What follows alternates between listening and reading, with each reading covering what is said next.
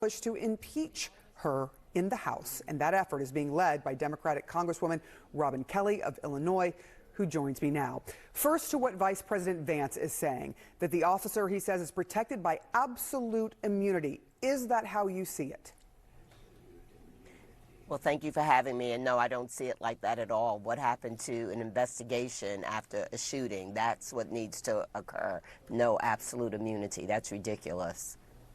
You have said that you want to impeach DHS Secretary Kristi Noem. On what grounds?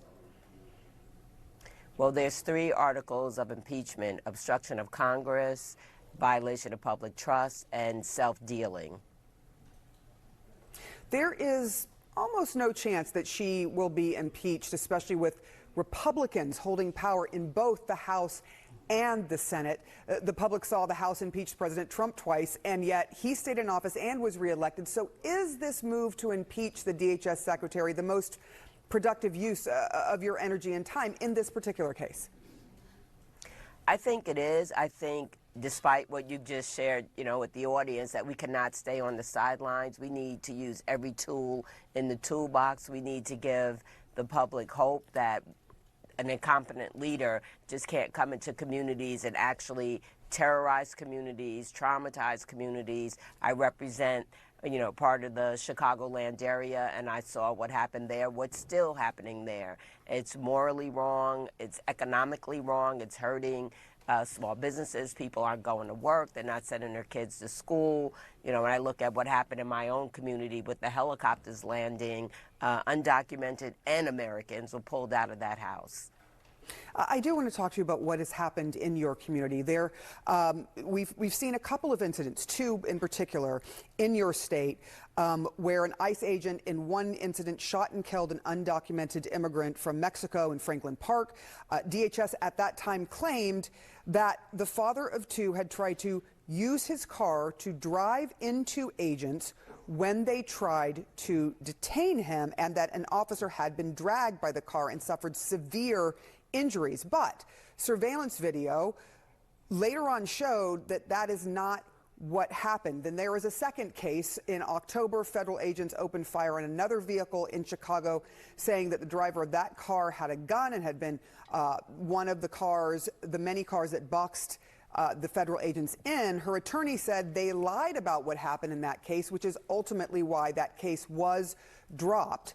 Considering these cases and learning that the FBI has revoked state authorities' access to evidence of the shooting in Minneapolis, and there will be no joint investigation, which is normal protocol, do you have confidence that the FBI investigation in Minneapolis will be fair?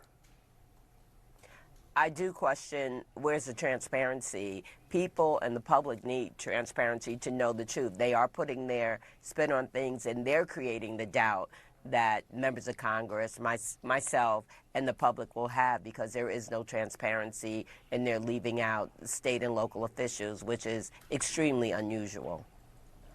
I do want to talk to you about what happened, in Minneapolis there, where there is an angle of the video that showed the agent in Minneapolis was at least bumped, and you're seeing it there, by the car where he moves back. As it appears, she was trying to leave the scene there.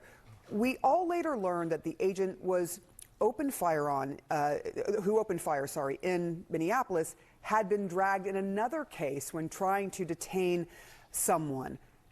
Do you have does that change in any way your understanding of what happened, your thoughts about this officer and what he did there in Minneapolis and the death of Miss Good?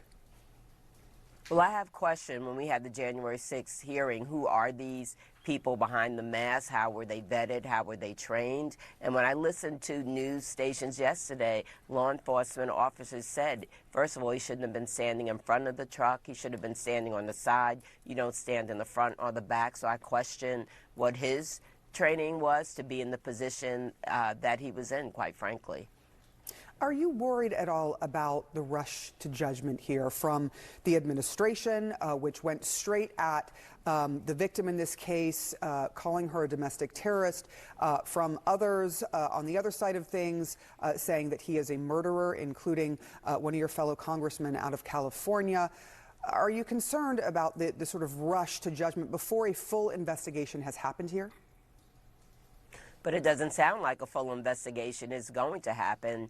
It sounds like there will be no transparency, so they're going to put the spin that they want the public to believe on it because they're not being inclusive in their investigation. I think there does need to be an investigation, but, you know, from California to Chicago to New Orleans to North Carolina, they are not giving the public faith in what they're doing. Congresswoman Robin Kelly, I do thank you. We will be checking in with you.